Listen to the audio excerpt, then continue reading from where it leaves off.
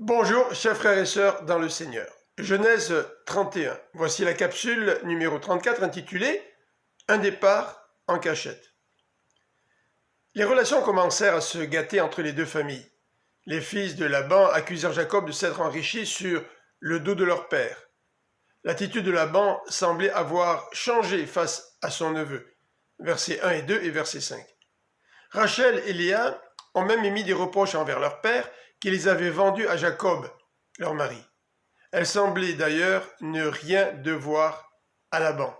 Versets 15 et 16. C'est dans ce contexte que l'Éternel demanda à Jacob de retourner dans son pays. Versets 3 et 13. Il s'expliqua donc devant ses épouses en soulignant sa fidélité envers Laban, même si ce dernier avait changé son salaire 10 fois.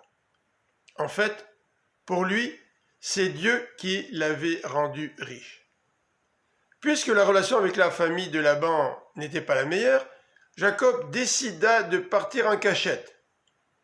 Le père de Rachel et de Léa ne semblait pas très content de cette fuite et décida de poursuivre son gendre. Mais Dieu l'avertit pendant la nuit de faire attention à ce qu'il allait dire à Jacob.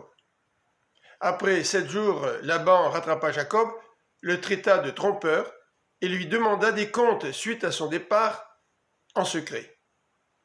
Il l'accusa même d'avoir volé ses dieux.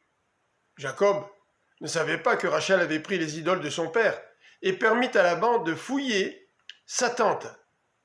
Voyant que son beau-père n'avait rien trouvé, Jacob, fâché, lui dit ces 4 vérités. Mais finalement, les deux hommes décidèrent de faire alliance entre eux. Ce chapitre traite donc de la libération de Jacob, de la protection divine qui limite la violence humaine, de justice et d'une réconciliation par une alliance.